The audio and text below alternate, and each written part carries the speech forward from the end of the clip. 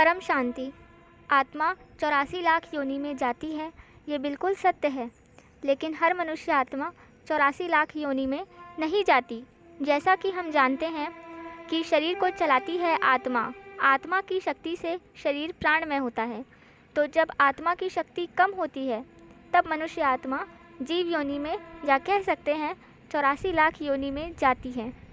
मतलब जब आत्मा में इतनी शक्ति नहीं होती कि आत्मा मनुष्य का शरीर चला सके, तब आत्मा जीव योनि में जाती है। जैसा कि आप जानते हैं, सभी योनियों में मनुष्य योनि सर्वश्रेष्ठ है। मनुष्य शरीर को चलाने के लिए आत्मा में शक्ति होनी चाहिए। लेकिन जब आत्मा में शक्ति कम हो जाती है तब आत्मा 84 लाख योनि में जाती है। तो आत्मा में शक्ति कम कैसे होती है?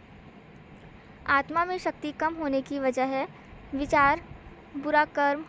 व्यर्थ के विचार करते रहने से आत्मा की शक्ति कम होती है।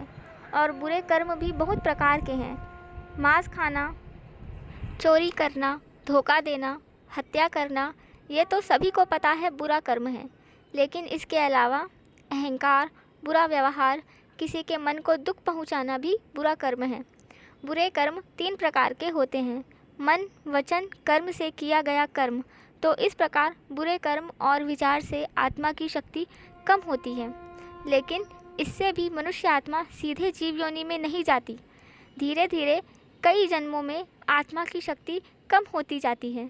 तब अनंत जन्मों के बाद मनुष्य आत्मा जीव योनि में जाती है। जैसे जैसे आत्मा में शक्ति कम होती है, मनुष्य का अगला जन्म वैसा ही होता है। ज्ञान नहीं होता, मनुष्य माया में, विकारों में फंसता है, गलत कर्म करता है, जिससे आत्मा की शक्ति और कम होती जाती है। पहले के समय में गुरुकुल होते थे, जहाँ धर्म, अर्थ, काम, मोक्ष की शिक्षा दी जाती थी। धर्म यानी सत्कर्म करना, ऐसे कर्म करना जिससे आत्मा की सद्गति हो। अर्थ यानी धन अर्जित करना, जिससे परिवार का पालन पोषण हो सके।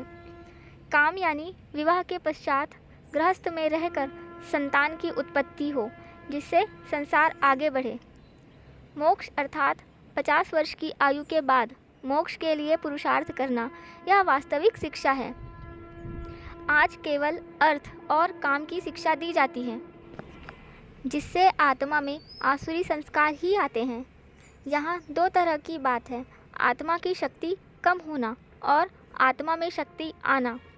आत्मा की शक्ति कैसे कम होती है, यह तो हमने देख लिया।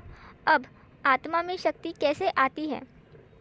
बुरा कर्म करने से बचने से आत्मा की शक्ति कम नहीं होती। जितनी है वह कम होने से बचती है, लेकिन इससे शक्ति आती नहीं। आत्मा में शक्ति परमात्मा का ध्यान करने से और कर्मयोगी जीवन बिताने से आती है। आप देख ही सकते हैं दुनिया में कितने अलग अलग प्रकार के लोग हैं, क्योंकि सबकी आत्मा की शक्ति, उसकी स्थिति अलग अलग है। जिसकी आत्मा की शक्ति बहुत कम हो गई है, वह माया में, भोगों में ही सुख देखता है। बुद्धि नहीं है सत्य को समझने की। और कुछ में जिनकी आत्मा में शक्ति है, वह भक्ति करते हैं, भगवान से प्रेम करते हैं, दान पुण्य करते हैं। और जिनमें ज़्यादा शक्ति है, वह ज्ञान लेते हैं, शास्त्रों का ज्ञान, सत्य का ज्ञान, जिससे आत्मा की सद्गति हो। उनको पता है यहाँ माया है, अगर यहाँ भोगों में फंसेंगे तो यहाँ ही धरती में ही फंस कर रह जाएंगे अनंत जन्मों तक। इस धरती में माया है, भोग है, जिससे और फंसेंगे।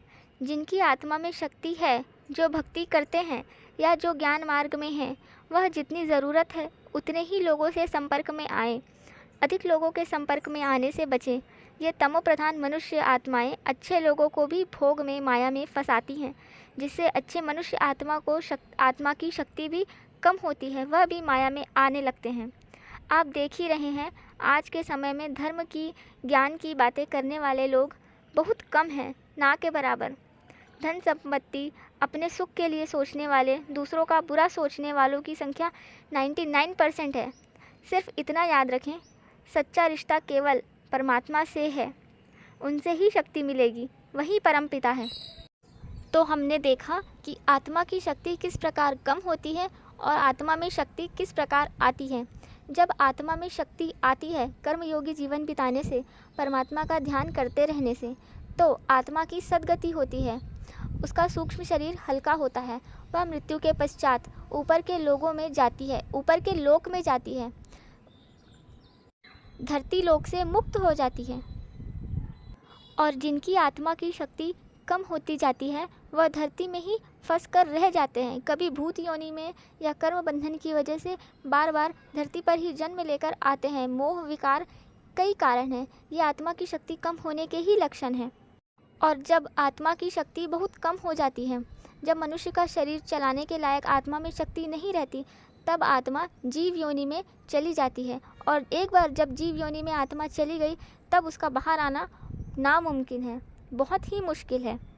जीव योनि और मनुष्य योनि में ज़मीन आसमान का फ़र्क है। दोनों की बुद्धि में ज़मीन आसमान का फ़र्क है। जीव योनि में आत्मा में इतनी बुद्धि नहीं होती कि वह कर्म कर सके, वह आत्मा का कल्याण कर सके, ज्ञान ले सके।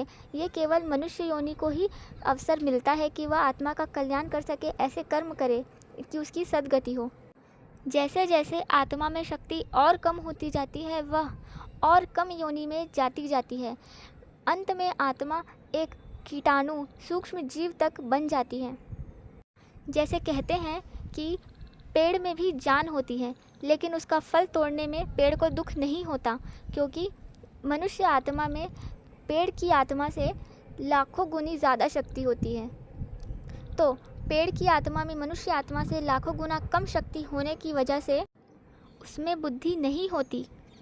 पहले के समय में ऋषि मुनि आत्मा की शक्ति कम ना हो, कर्म करने से बचने के लिए, निरंतर चल रहे विचारों को रोकने के लिए ध्यान लगाते थे, तपस्या करते थे, परमात्मा का ध्यान करते थे, जिससे उनकी आत्मा में शक्ति आती थी, कम नहीं होती थी। लेकिन आपको ऋषि मुनियों की तरह त्यागी तपस्वी बनने की ज़रूरत नहीं है।